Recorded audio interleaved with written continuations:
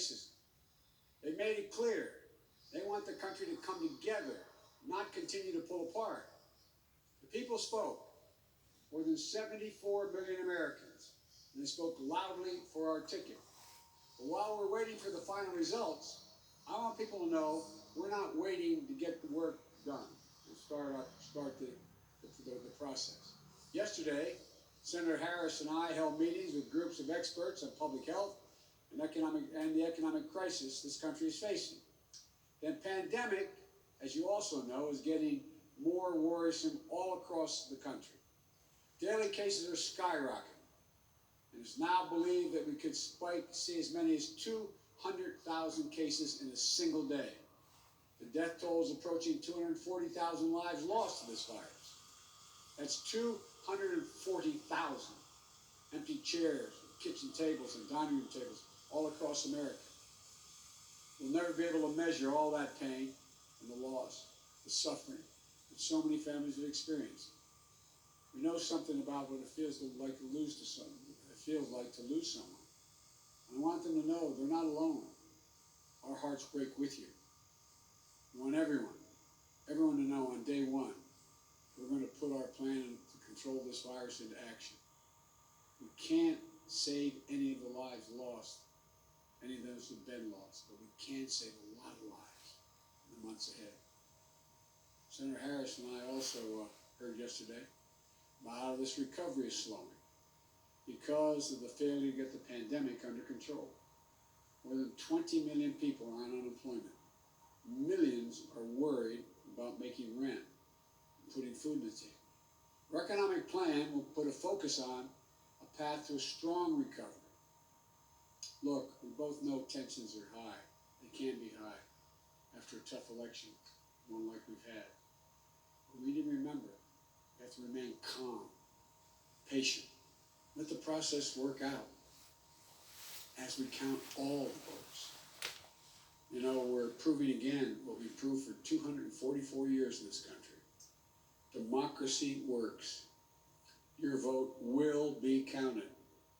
I don't care how hard people try to stop it. I will not let it happen. People will be heard. Our journey is toward a more perfect union, and it keeps moving on. In America, we hold strong views. We have strong disagreements, and that's okay. Strong disagreements are inevitable in a democracy. And strong disagreements are healthy. They're a sign of a vigorous debate, of deeply held views. We have to remember, the purpose of our politics isn't total, unrelenting, unending warfare. No, the purpose of our politics, the work of the nation, isn't to fan the flames of conflict, but to solve problems, to guarantee justice, to give everybody a fair shot, to improve the lives of our people. We may be opponents, but we're not enemies. We're Americans. No matter who you voted for, I'm certain of one thing. The vast majority of almost 150 million Americans who voted, they want to get the vitriol out of our politics. We're certainly not going to agree on a lot of issues, but at least we can agree to be civil with one another. We have to put the anger and the demonization behind us. It's time for us to come together as a nation to heal. It's not going to be easy. We have to try.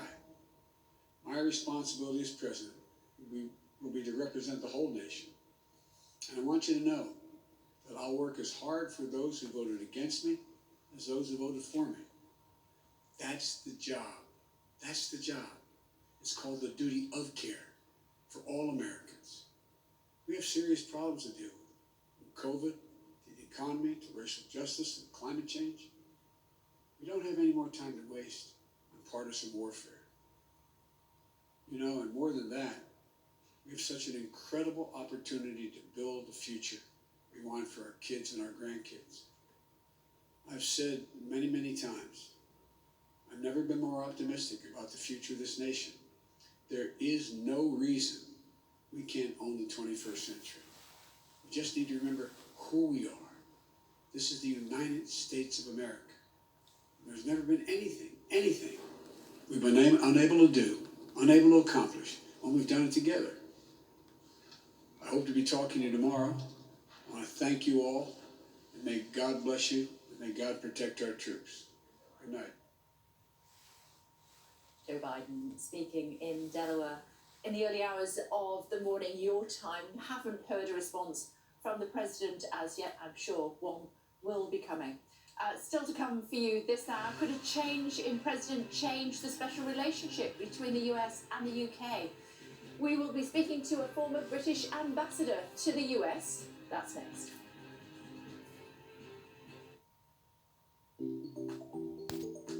Tesco Mobile's Black Friday